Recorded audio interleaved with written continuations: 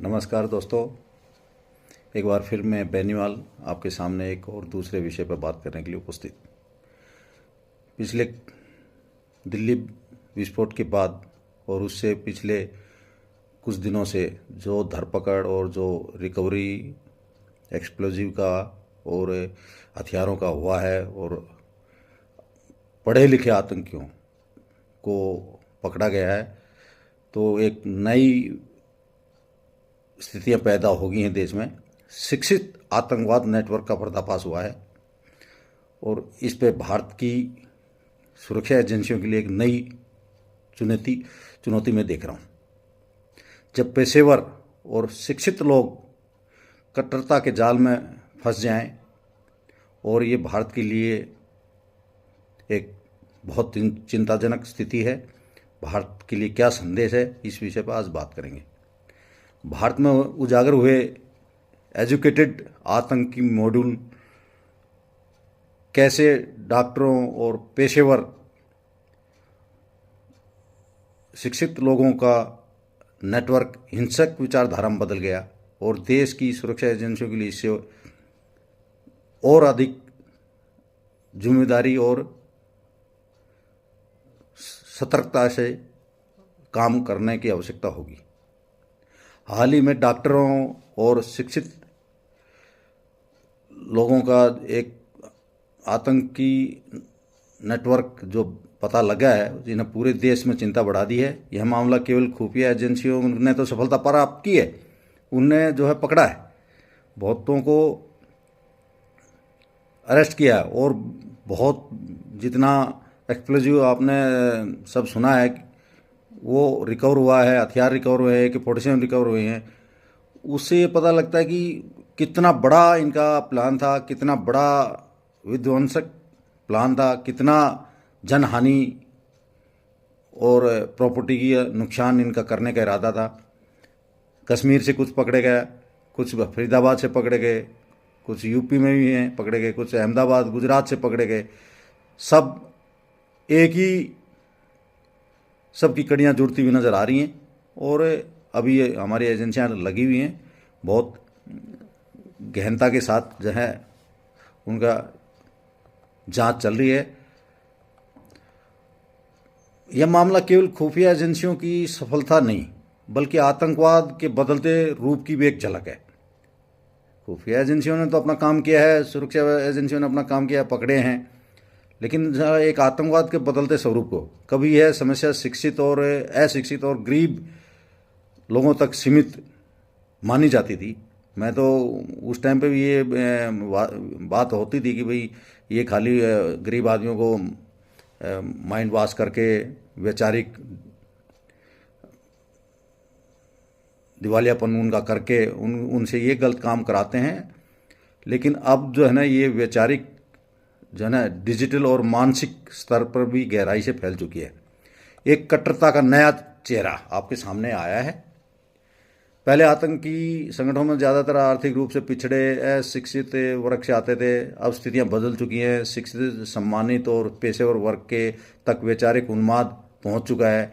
यह बताता कि आतंकवाद अब केवल सामाजिक असमानता का परिणाम नहीं, बल्कि ऑनलाइन प्रचार, भ्रमित धार्मिक व्याख्याओं, ये मौलाना बैठ के उधर धार्मिक जो व्याख्या है उनका अपने मन तरीके से व्याख्या करते हैं और लोगों को बगलाकर इस तरह की कार्रवाई करने के लिए उकसाते हैं। ये मनोवैज्ञानिक दुरुपयोग का सीधा सा मिश्रण बन चुका है। अब जो गिरफ्तारियां हुई हैं उसके बाद संभावना ये बढ़ गई है कि नेटवर्क के कुछ जुड़े लोग अब या तो भागने की कोशिश में होंगे या आत्मघाती हमले करने की और भी कोशिश हो सकती है, जैसे दिल्ली में हुआ। अब दिल्ली में जो आतंकी हमला हुआ है वो आत्मघाती हमला हुआ है या उनका जो है ना कहीं ट्रांसपोर्टेशन में हड़बड़ाहट में कोई प्रॉपर केयर करने के ना हो पाने की वजह से एक्सीडेंटल एक्सप्लोजिव हो गया है। क्योंकि रोड पर चलते चलते एक्सप्लोड करना तो इस तरह की पहली बार देखने को आया, नहीं तो भीड़ भड़ा के इलाके में जाके मार्केट में जाके गाड़ी को या एक्सप्लोड करते तो वो बात समझ में आती। लेकिन वो मुझे लगता है कि वो उन्हें जो है पैनिक में बटन दब गया उनका और ये विस्फोट हुआ है। अब जिन्हें लग रहा है कि बचना असंभव है, जो भागे हुए हैं इनके साथी, जो भी संपर्क में रहे हैं इन डॉक्टर्स के, जो इनके नेटवर्क में रहे हैं, वो भागे हुए हैं इधर उधर, और उनको ये लगता है कि हम अब बचना मुश्किल है, तो जल्दबाजी में वो और भी आत्मघाती हमले करने की कोशिश कर सकते हैं। इसलिए सुरक्षा एजेंसियों को सतर्क निगरानी, स्थानीय स्तर पर खुफिया तालमेल और डिजिटल ट्रैकिंग को और भी सुदृढ़ करना होगा। अब जांच में जो है कितना इस नेटवर्क में कितना एक्सप्लोजिव होगा, 29,000 किलो तो पकड़ा गया है, लेकिन और कितना अपने डेस्टिनेशन तक पहुंच गया होगा उसका वो ये लोग अभी इस्तेमाल करने की फिराक में रहेंगे। तो इसलिए खतरा जो है बरकरार है। ऐसी स्थिति में अपने transportation, railway, airports, bus stand, taxi, auto, जो भी लॉजिस्टिक ट्रांसपोर्टेशन के साधन हैं उन सब पर सख्त निगरानी रखने की आवश्यकता है। अब दूसरी बात यह है कि अब अरेस्टें होंगी, गिरफ्तारियां होंगी, कुछ ज़्यादा ही भी हो सकती हैं, लेकिन वो भी एजेंसियों को देखना पड़ेगा। जिनके खिलाफ पुख्ता सबूत हो उन्हीं को अरेस्ट करके जेल भेजा जाए ताकि जमानत ना हो पाए और उनको एक नैरेटिव सेट करने का मौका ना मिले। अगर देखो ये तो न्यायालय से छुट के आ गए, और न्यायालय को भी विचार करना चाहिए कि आतंकवाद के इस घड़ी में आपको जनक आतंकियों के लिए वो सिस्टम अब नहीं होना चाहिए कि रात में 12 बजे कोर्ट खोल के आप जमानत की अर्जी सुनेंगे। इससे भी एक संदेश ये जाता है कि आपका कोई कुछ बिगाड़ने वाला नहीं है और आप गलत कार्रवाई में शामिल हो जाएं, कोई इशू नहीं है। लेकिन अब ये नहीं होना चाहिए। न्यायपालिका की तरफ से भी अपने इस विषय पर विचार करके जमानत और उनकी जो सुनवाई होनी चाहिए वो सख्ती के साथ होनी चाहिए। ये नहीं है कि लीनियंट व्यू, मानव अधिकार, जेल नहीं बेल अधिकार, ये उनके लिए है जो साधारण अपराधी है। ये जो टेररिस्ट है ये साधारण अपराधी नहीं है, ट्रेंड, प्रोफेशनल और एजुकेटेड, सब जान पहच पूछते हुए ऐसी हरकतें में सम्मिलित हैं। तो उनके साथ कोई रहम करने की आवश्यकता नहीं है। और पूरे इन्वेस्टिगेशन में पारदर्शिता होनी चाहिए ताकि ये इस्टेब्लिश्ड हो पाए कि ये लोग इसमें मिले हुए हैं। समाज की भूमिका भी एक महत्वपूर्ण है।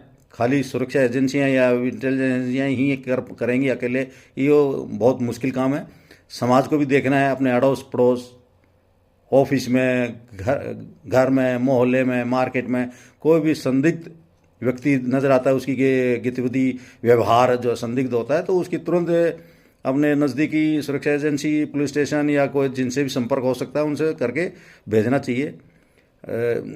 स्कूलों में, हॉस्पिटल्स में, कॉलेज में, यूनिवर्सिटीज़ में काम करने वाले, अब देखिए डॉक्टर हॉस्पिटलों में काम करने वाले भी इस तरह शामिल हैं। तो हर जगह हर आदमी को अपने लेवल पे तर्क और सबको शक की निगाह से देखने का बिल्कुल समय है और देखना भी चाहिए। जिसको भी आप गतिविधियां जो संदिग्ध हैं उनकी रिपोर्टिंग होनी चाहिए। कम्युनिकेशन सिस्टम को सुदृढ़ करना चाहिए।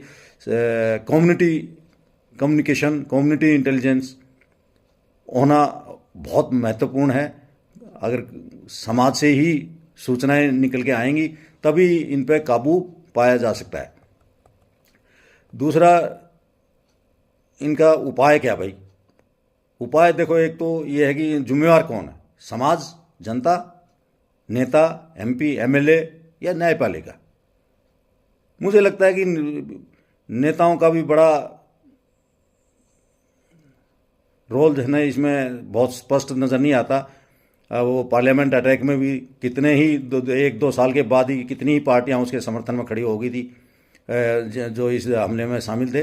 न्यायपालिका ने भी उनके साथ जो है इतना सख्ती से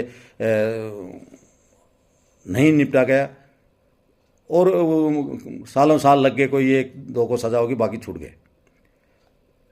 लेकिन इससे ये पता लगता है कि नेताओं को अब अपना रोल जो है सही करना पड़ेगा। पक्ष हो, विपक्ष हो, सरकार में हो, बाहर हो, लेकिन आतंकवादियों के समर्थन में जो खड़ा दिखेगा उसको लिए जनता को सोचना चाहिए और उनको जनता में बिल्कुल भी समर्थन नहीं मिलना चाहिए। ये हमारा जो है विचार होना चाहिए। दूसरा जो है एजेंसियों में तालमेल और बढ़ाने की आवश्यकता है।